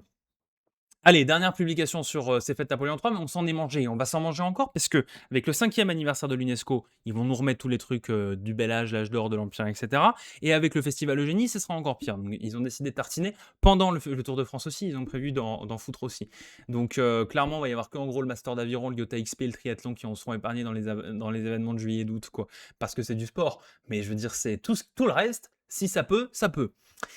Dans le journal municipal, la tête de liste de l'Union des gauches vichysoises avait invité le maire Les Républicains de la ville de Vichy à garder le costume au placard lors de l'édition 2026 des fêtes Napoléon III, page 14. C'est vrai, Hussein avait mis ça. J'avais lancé ici même une invitation comparable aux députés de la 3e circonscription de l'Allier, en lui rappelant notamment le mécanisme des candidatures officielles par lequel le pouvoir impérial muselait le suffrage universel. Las, dans l'après-midi du dimanche 14 juin, Frédéric Aguilera et Nicolas Ray sont venus célébrer un dictateur et la violette impériale sur les lieux mêmes où, le 10 juillet 1940, Pierre Laval et 569 parlementaires assassinèrent la Troisième République. Mais tâchons de rester positifs et considérons que, d'ici juin 2027, M. Aguilera et M. Ray disposeront d'une année entière, 1. Pour lire cet article du jeune Georges Rougeron, qui offre une bonne synthèse des événements des 3 et 4 décembre 1851 dans le département, parce qu'on rappelle, supposons même qu'ils veulent tout soutenir, ils peuvent quand même pas soutenir qu'il est violemment brutalisé et assassiné des Bourbonnais. Ah, ça, c'est ton peuple, quoi. Et en plus, tu capitalises sur l'aspect bourbonnais au conseil départemental, donc capitalise vraiment, bref. Voir le volumineux ouvrage paru beaucoup plus récemment aux éditions Défense du patrimoine Estali. 2. Pour prendre la mesure sur ce site très complet, dédié à la répression de 1851, de la violence et de l'arbitraire des condamnations infligées aux défenseurs de la République, plus de 500 dossiers répertoriés pour les seuls opposants bourbonnais. Je citerai en conclusion cet éloquent arrêté pris au lendemain du 2 décembre par le préfet de l'Allier, Toute inscription politique, sans exception, et notamment les mots liberté, égalité, fraternité, sera immédiatement effacée sur les édifices publics et les maisons particulières. Les arbres dits de la liberté seront coupés et arrachés. Ça, c'est ce qui avait été fait le lendemain des pleins pouvoirs à Pétain. Heureusement que le préfet de Charnaï avait été nommé à Moulins par un pouvoir qui se prétendait républicain. En 2026, les Républicains désignent notamment le parti de M. Rotaillot, Wauquiez, Ray et Aguilera. Et donc il y a ce site-là qui permet de reprendre un petit peu ce qui s'était passé en décembre 1851, les 512 noms, et voilà, ce qui leur est arrivé. On peut voir qu'il y en a qui sont allés, alors Algérie plus Algérie moins, je suis pas sûr de savoir la différence, mais qui sont allés en Algérie, il y en a qui ont été internés, il y en a qui ont été mis sous surveillance. Il y en a qui ont été jugés par le Conseil de guerre, je suppose. Il y en a qui ont été déportés en Cayenne. Bon, voilà, il y a tout un tas de cas, tout un tas de sujets. Et bon, c'est quand même très problématique, quoi. Voilà des gens à qui il faudrait rendre hommage.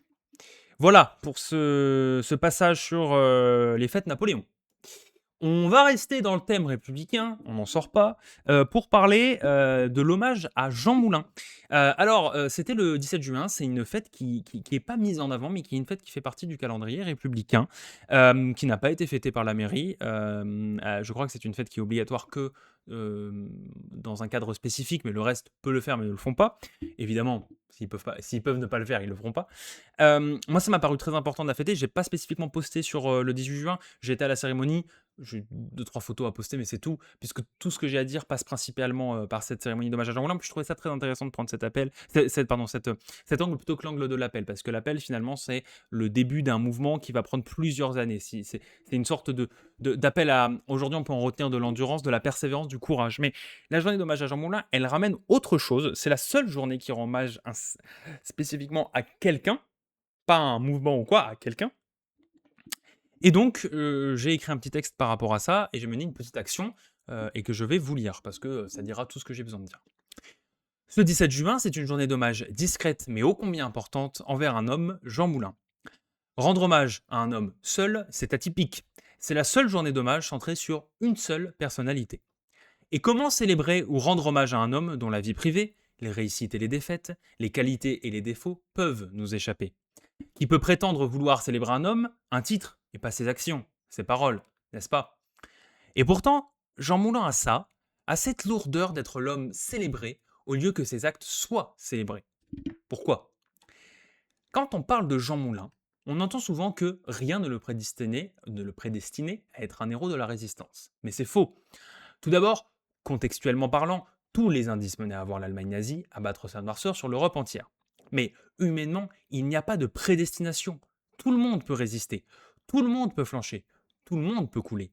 On ne naît pas collabo, on le devient. L'enjeu, c'est celui du choix. Résister à en mourir, résister mais céder, couler en emportant ses valeurs. Quand on résiste comme Jean Moulin l'a fait, il n'y a pas de condition, il n'y a pas d'enjeu amoureux, familial, amical, il y a un choix, celui de se trahir ou celui de rester fidèle. Peu importe la direction que l'on prend, et alors la question fondamentale c'est quelles sont nos valeurs, puisque c'est ceux qui choisissent si on se trahit ou si on reste fidèle. Si vos valeurs sont claires, implicites dans leur existence et explicites dans leur justification, alors vous ne vous trahirez jamais. Jean Moulin était un adorateur de la République et un fervent citoyen. Le choix était simple, car ses valeurs étaient claires dans ce qu'elles étaient, comme dans leur origine. Mais s'il n'avait jamais questionné son parcours, ses aspirations et ses motivations à être là où il était, préfet, il n'aurait pas eu le temps de se décider une fois la noirceur venue, et il se serait peut-être trahi. À l'aube d'une nouvelle vague brune, regardez-vous. Regardez votre noirceur et votre lumière. Réfléchissez, discutez avec vos proches et soyez clairs sur vos valeurs. Car si le moment vient, il ne vous laissera pas une seconde de réflexion, il sera déjà trop tard. Et oui, si une fois au clair, vos valeurs sont celles de la compromission, du collaborationnisme et de la haine, vous ne vous trahissez pas, mais alors c'est toute votre construction qu'il faut revoir. Et c'est à ça que ça sert de rendre hommage à Jean Moulin. C'est son action, son ralliement des résistances éparpillées, c'est son entourage face à la torture, mais c'est son courage face à la torture, mais c'est surtout un choix clair, limpide, jamais remis en question, celui de rester fidèle à ses valeurs, celles de la République, donc de résister. Voilà pourquoi j'ai aujourd'hui rendu hommage à Jean Moulin, au monument de la Résistance. Voilà pourquoi je le ferai chaque année. Voilà pourquoi Jean est le seul qui ait une journée spécifique en son nom. Il nous interroge d'humain à humain. Et vous, quelles sont vos valeurs? Voilà, c'était ça que je voulais transmettre comme message. Ça me paraissait très important. Donc je suis allé au monument aux morts, au monument de la Résistance, pardon, et j'ai disposé ce petit bouquet. Heu, C'était en pleine canicule et le bouquet a tenu toute la journée du jeudi et toute la journée du vendredi. Magnifique! Et moi, la fleuriste m'avait dit: «C'est mort, dans 1 heure, c'est asséché». J'ai dit: «Bah, écoutez, je vais mettre de l'eau et on va prier». J'ai même pas eu mis de l'eau fraîche puisque j'ai demandé à quelqu'un de mettre l'eau au frigo, quand j'ai acheté les fleurs. Je suis rentré 10 minutes plus tard, elle était même pas vraiment fraîche, hein, mais ça a tenu. Fort bien, ça a tenu. Et je suis content parce que l'idée, c'était vraiment voilà, d'avoir cet hommage et de pouvoir le matérialiser. Bien sûr, c'est qu'un dépôt de gerbe.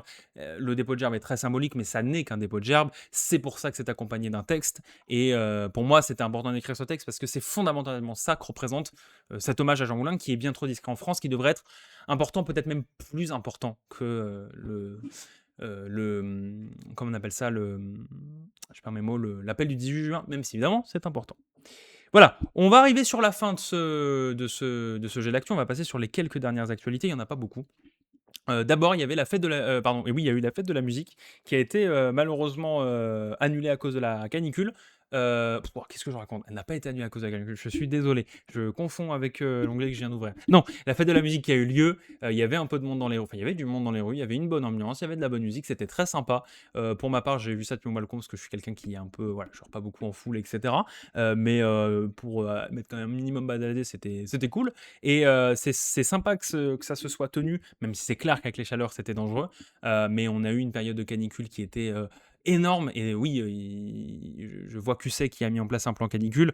Il faut très clairement qu'au prochain conseil municipal, on se penche sur la question à l'échelle municipale, parce qu'à Vichy, il y aura du boulot. Et là, j'ai une pensée forte, mais forte, hein, pour toutes ces personnes âgées à Vichy qui ne sont pas celles qui ont la chance de vivre soit dans des beaux logements, soit dans des résidences, qui vivent dans des logements pourris partout sur les abords de Vichy et qui, à mon avis, ont dû passer une canicule très compliquée. Et j'ai pas les chiffres. Peut-être je regarderai pour le mois prochain, pour septembre à la rentrée, parce que je pense que ça va un peu tarder. Mais je suppose que malheureusement à Vichy aussi, on a eu des décès liés à la canicule.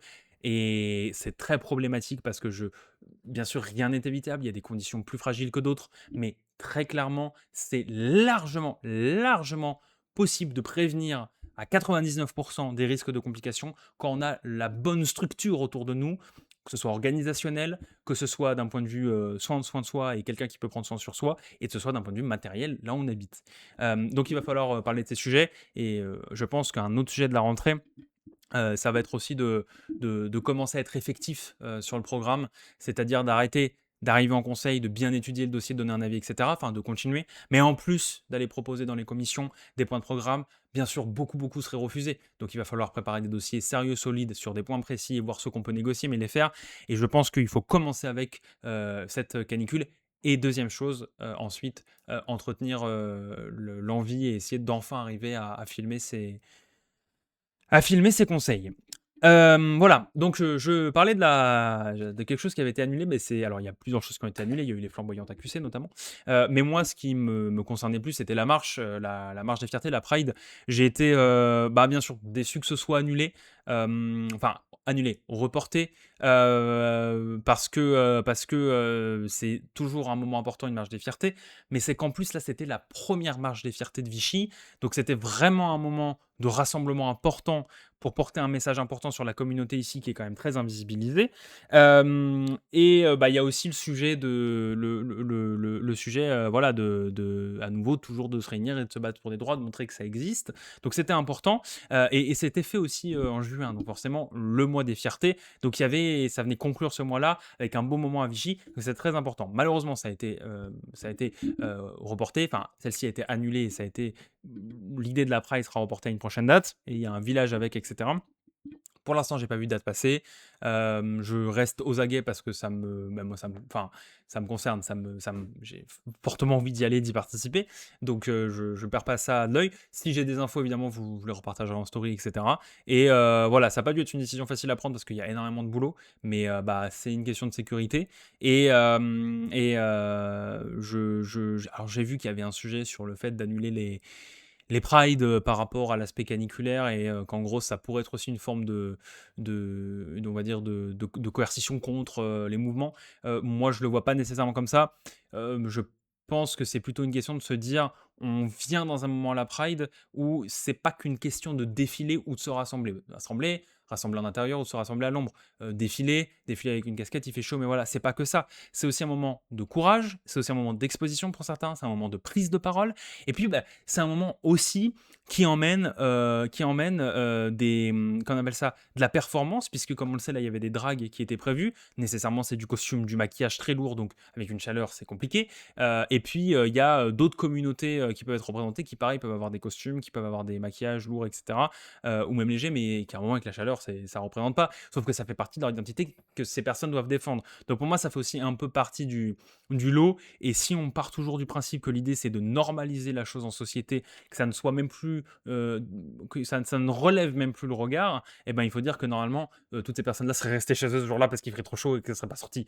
Donc il faut rester dans ce sens-là. En tout cas, moi, c'est comme ça que je le vois. Mais évidemment, j'ai hâte que ce soit reporté et qu'on ait une date et que, enfin, c'est en train d'être reporté, mais qu'on ait une date et que ça puisse avoir lieu cet été, en espérant que je sois là, parce que malheureusement, en août, ça va être très compliqué. Voilà. Et puis, on va avoir en dernier sujet le retour donc sur le 5e CEM qui a eu lieu le 29 juin.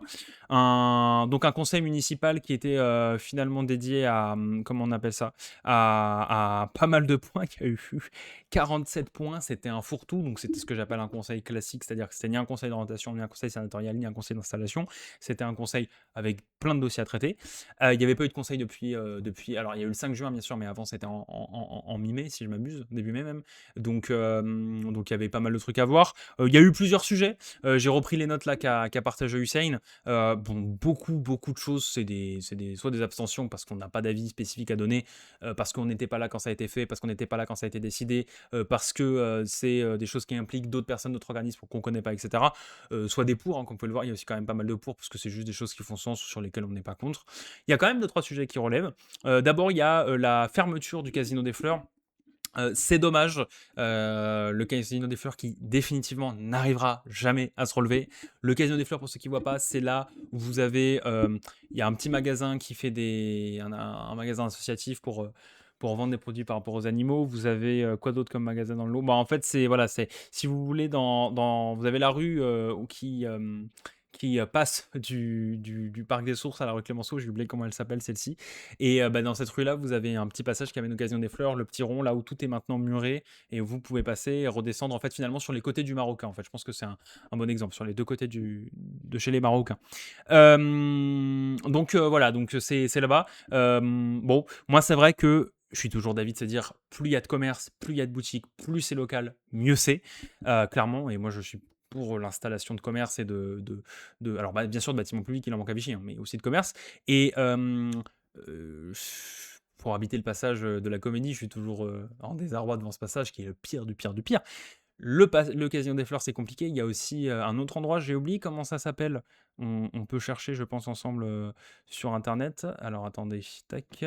Maps. Je vais chercher parce qu'il y a un autre endroit qui est un peu difficile aussi à Vichy, qui n'est pas vraiment vivant.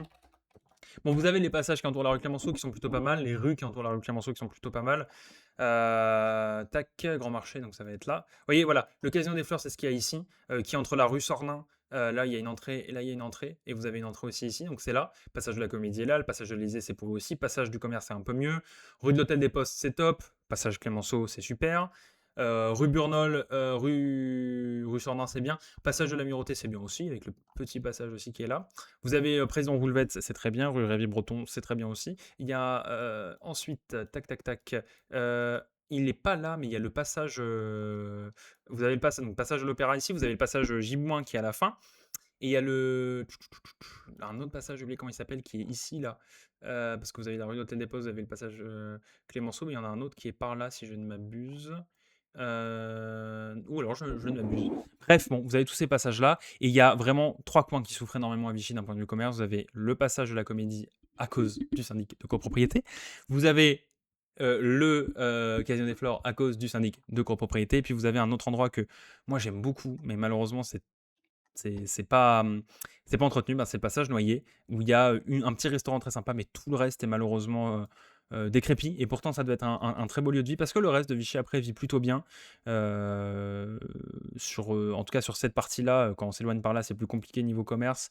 Par là aussi, mais ça va encore. Là, ça va, mais c'est vraiment plus résidentiel. Puis après, on monte sur d'autres parties de Vichy. Mais ouais, il y a plus de difficultés par là. Mais cette partie-là s'en sort plus bien, mais vous avez ces trois endroits-là. Et donc, il va être fermé, il va y avoir des grilles avec des codes qui vont être mis parce que, soi-disant, il y a une insécurité dedans. Alors, il y a des faits avérés, effectivement, d'agressions qui ont eu lieu dedans avec le temps. Maintenant, je vais pas vous mentir que l'insécurité à Vichy, c'est toujours un sujet qui me fait un peu sourire, surtout quand on en sait le traitement. Bon, là, c'est une demande d'écopropriété pour se sentir plus à l'aise, finalement, pour entrer dans les immeubles la nuit. Ce sera constamment fermé, il y aura un code, mais on peut imaginer que si un jour il y a une boutique qui rouvre, une grille sera ouverte et que après elle sera baissée. Bon, c'était une abstention parce que c'est pas une solution satisfaisante, mais pour le coup, on sait que la mairie peut pas faire grand-chose de plus. On sait qu'elle travaille le sujet depuis longtemps et on sait que voilà, c'est une solution, pour, entériner cette histoire et que ça pose plus que le regard ne soit même plus sur: «Ah regardez, c'est décrépit», puisqu'on pourra même plus y accéder. Ça coupe, une voie de passage, ce qui est un peu dommage. Ce qui est même très dommage, mais clairement, là, c'est vraiment un aspect copropriété, imbuvable. C'est là où j'espère qu'un jour on pourra avoir des lois sur, les syndics de copropriété, parce qu'il y en a qui sont très, très compliqués. Voilà, bon ensuite il y a eu, l'adhésion à Fundraiser, donc la question c'était: «Pourquoi maintenant et pas avant?» La réponse d'Aguilera c'était dans notre promesse de campagne, on développe. Bon, je vais pas revenir, mais je pense que vous comprenez vous-même un peu l'ironie du truc. Ensuite, il y a une exonération de taxes. Alors moi, ça m'a fait beaucoup rire, l'exonération de taxes. En gros, c'est sur les locaux meublés qui sont loués ou les gîtes.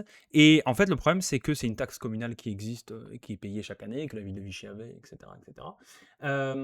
Mais cette taxe va être exonérée parce que depuis un an et demi, Bercy a envoyé une circulaire qui fait que les propriétaires payent deux fois la taxe, une fois à Bercy, une fois aux communes. Alors on est d'accord, c'est pas un bon exemple de justice fiscale. Je suis d'accord avec monsieur le maire pour le coup. C'est pas bien d'avoir à payer deux fois. S'il y a déjà une taxe qui existe, elle existe. Il n'y a pas besoin de payer deux fois pour quelque chose. Et voilà, enfin c'est ok. Bercy a merdé, ils font de la merde, on le sait évidemment. Et ça a même été rectifié dans la loi de. Enfin, il y a un article qui a été ajouté dans la loi de rectificatif pour normalement corriger ça pour l'année prochaine. Donc il y a 2 années où il y a ce problème. Moi, ce qui me pose problème, c'est pas qu'on se rende compte du truc et qu'on le dénonce, c'est que le maire pense que c'est à lui de corriger les erreurs de Bercy. Je vais vous le dire comme je le pense. C'est dommage pour ces propriétaires d'avoir de taxes à payer, mais il faut arrêter un moment de se croire en grand sauveur. C'est-à-dire que une mairie qui a déjà peu de dotations publiques, qui a peu de revenus dans ses caisses en revenus propres, parce qu'après il y a des partenariats, puis il y a des subventions départementales, etc., se prive d'une taxe parce que Bercy fait de la merde. C'est pas l'inverse. C'est pas il existait une taxe depuis longtemps, puis d'un coup, la commune a rajouté celle-là, elle s'est rendue compte que c'était pas bien. Non, c'est Bercy.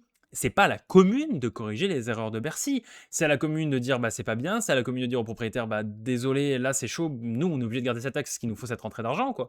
Mais c'est à Bercy de se corriger, surtout si c'est que pour 2 ans.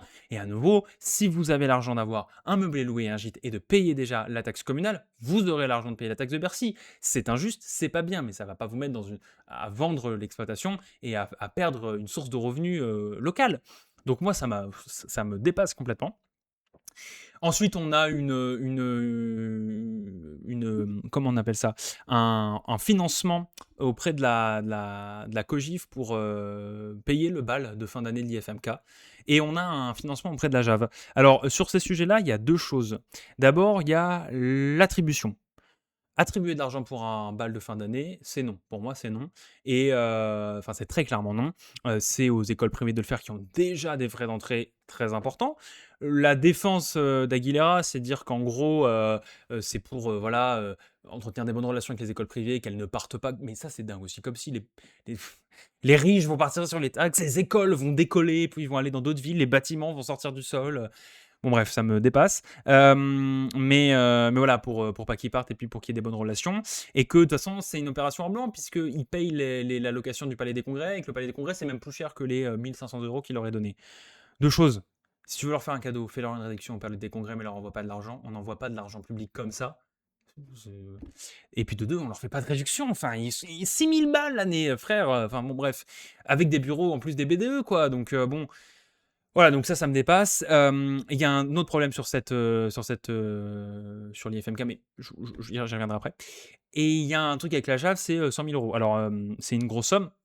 C'est une des plus petites sommes d'argent public par rapport à comment on appelle ça, d'autres clubs de basket, comme ils l'ont dit, mais ça reste quand même une grosse somme.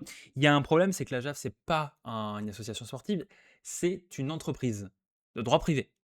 Donc déjà, il y a un souci, parce que ça veut dire que c'est une convention, ce qu'on appelle un PPP, un partenariat public-privé. Et il y a un vrai problème, c'est que, il ira un peu, c'est que on remet pas nécessairement en cause le fait de donner 100 000 euros à la JAV. Bon, je vais être très honnête, moi je ferais pas comme ça. Nous, on avait proposé une office municipal des sports, une distribution transparente, beaucoup plus équitable des fonds. Bon, voilà. Mais supposons dans la politique aguileraise qu'on donne 100 000 euros à la JAF, pourquoi pas. Le problème, c'est que quand on fait une convention partenariat public-privé, il faut que cette convention soit très dense, très étoffée, et il faut qu'elle réponde à un certain nombre de normes, notamment sur des indicateurs de réussite, sur des chiffrages, sur qu'on appelle ça par exemple, là, l'idée c'est de dire qu'il y a 100 000 euros donnés à la JAF, mais en échange, les joueurs de la JAF font des choses, mais c'est tout ce qui est marqué. Il n'y a pas le nombre d'interventions, il n'y a pas le type des interventions, il n'y a rien. Et en fait, donc au début, Aguilera dit en répondant en disant bah, nous, on assume de donner de l'argent. Et Hussein a dit non, non, mais je ne vous ai pas dit, je vous reproche de vous donner de l'argent. Je dis votre convention là, elle est toute fine, c'est pas normal. Et Aguilera qui dit oui, on pourra peut-être ajouter quelque chose. Bah, vous savez, nous, on fait confiance au privé. Bon, deux choses. Déjà, on fait pas confiance au privé, sinon il n'y aurait pas de convention. Deuxièmement, pour le coup, c'est même quelqu'un de droite devrait dire ça. Deuxièmement, il y a juste une question même de légalité de la convention, et c'est la même chose pour la convention avec l'IFMK. Donc c'est un sujet qu'on est en train d'étudier, la légalité de ces conventions. Pour l'instant, on se dirige plus vers une illégalité manifeste de ces conventions. C'est pas à nous de la trancher, mais s'il s'avère qu'il y a visiblement une illégalité manifeste de ces conventions, il y aura probablement des actions qui devront être menées par la suite. Il y a un tribunal administratif, il y a une chambre régionale des comptes, et il y a d'autres options à disposition pour faire valoir ce droit qui est, pour le coup, c'est même si, de manière citoyenne, c'est pas en tant qu'opposant politique, on dit ah ben on va taper sur la mairie, ils ont fait n'importe quoi. C'est juste, nous on est une opposition, on n'est pas là que pour faire un contrôle de tout ce que fout la mairie. On aimerait bien que ça se passe bien et que, voilà, comme vous voyez, il y a quand même pas mal de votes pour avec la mairie aussi. On a nos idées, il y a des idées sur lesquelles on n'est pas d'accord, on débat. Mais là, sur la légalité de la structure, bah, ça pose un problème parce que si un jour c'est rattrapé trop tard, là il y aura des vraies conséquences sur Vichy. Et puis des conséquences sur leur cul aussi, il faudra qu'ils assument. Donc nous, c'est pas ce qu'on veut pour la ville, on veut pas que la ville signe des conventions illégales. Donc on va se renseigner sur le sujet, mais ça sera suivi en juillet et ça sera suivi des faits si jamais on se rend compte qu'il y a un problème. Voilà pour le retour sur ce 5e conseil. Sur ce, ça clôture ce premier UGV L'actu, enfin UGV L'actu, G L'actu du coup. 1h16 d'enregistrement, 1h16 brut balancé sur YouTube, je pensais pas que ça ferait autant. Mais voilà, comme vous me connaissez, je parle, je prends le temps. Si ça intéresse, ça intéresse. Si ça intéresse pas, sorry. Voilà, donc pour rappel, j'ai désormais un Instagram sur lequel vous pouvez me suivre. J'ai toujours mon Facebook et ma chaîne YouTube. Je vais avoir donc sur ce Facebook, Instagram et YouTube toujours mes activités par rapport à l'UGV, des repartages de sauge par rapport à l'UGV et mon engagement politique. Mais maintenant, c'est l'annonce que je vais dire quelques jours et j'en ai parlé là en début de vidéo. Donc j'ai cofondé avec ma mère une association pour laquelle j'ai été élu gestionnaire, une association d'une 20aine de membres, et vous aurez aussi des repartages des productions de cette association, et vous aurez aussi un repartage vers les comptes même de cette association un peu plus tard sur mon compte, et pour d'autres petites choses, voilà. Donc pour différencier les deux, maintenant, ce sera hashtag UGV ou hashtag ADS pour savoir de quoi on parle. UGV, Union des gauches vichysoises, ADS, Arcade des sources. Et on se verra du coup fin juillet pour probablement du coup cette fois-ci ce sera pas début août, ce sera vraiment fin juillet parce qu'après je vais partir pour faire le débrief du mois de juillet où il y aura eu aussi quand même pas mal de petites choses. Voilà, j'espère que cette vidéo vous a plu. Donc n'hésitez pas voilà, à commenter si vous avez des choses à réagir. Et puis je voulais finir par rendre hommage à une des membres de la liste de l'UGV. Donc quand l'UGV a présenté sa liste, elle était, dans cette liste-là, elle a tenu à y être et à y rester, par la suite, elle a continué à s'investir. Elle était atteinte malheureusement d'une maladie qui l'a emportée en mai. Nous, on a rendu notre hommage un peu plus tard, le 9 juin. C'était le temps de faire les choses correctement avec la famille, de faire correctement le texte, de choisir l'image, de choisir la musique qui accompagnerait ça sur Instagram, de prévenir tout le monde, qu'il y ait le temps d'avoir les différentes, processions, voilà, funéraires et tout ce qui touche, à ça. Il s'agit de Claudine Fabre, voilà, c'est aussi pour ça que je porte, ce pins aujourd'hui, pour lui rendre hommage. C'est quelqu'un que j'ai jamais rencontré dans la vraie vie. Je ne vais pas m'inventer un attachement, à Claudine alors que je la connaissais pas plus que ça. Cependant, on avait quand même pas mal échangé par message puisque j'étais, pendant la campagne, l'interlocuteur entre, les têtes de liste et le reste de la liste. Je faisais le transfert de toutes les données, tout et par la suite aussi. Donc, on a quand même beaucoup parlé. Elle qui pouvait pas se déplacer, pour qu'elle ait des nouvelles, elle a continué à vouloir des nouvelles et cetera. Elle s'est, malheureusement envolée et on a tenu à lui rendre hommage, donc je vais vous lire, le petit hommage et on se quittera là-dessus. «On ne voit bien qu'avec le cœur, l'essentiel est invisible pour les yeux». C'était une de ses citations préférées. L'Union des gauches vichyssoises souhaite aujourd'hui rendre hommage à Claudine Fabre, engagée, militante, battante. Claudine était une des colistières de notre liste qui, malgré ses conditions de santé, s'était battue jusqu'au bout pour porter haut ses idées et ses convictions. Une de ses amies proches, Régine, écrit: Claudine était une personne qui avait hérité de son papa, résistant dans la forêt des Colettes en cette sombre période de l'histoire de France. Du courage, de l'humilité et de l'empathie qui font que la vie devrait être douce à toutes et tous. Elle avait, par son métier de professeur des écoles, l'éducation populaire chevillée au corps et même au cœur. Solidaire de nos migrantes et migrants pour leur apprendre notre langue, pour les aider dans leur démarche, bénévole au resto du cœur. Claudine était disponible pour tous. Nous avons perdu une amie, nous essaierons de faire le plus possible pour qu'elle soit fière de nous. Claudine s'en est allée et nous adressons nos plus sincères condoléances à sa famille, notamment sa fille Julie et ses petits-enfants Louis et Léo, ainsi qu'à ses amis et à ses proches. Voilà, merci.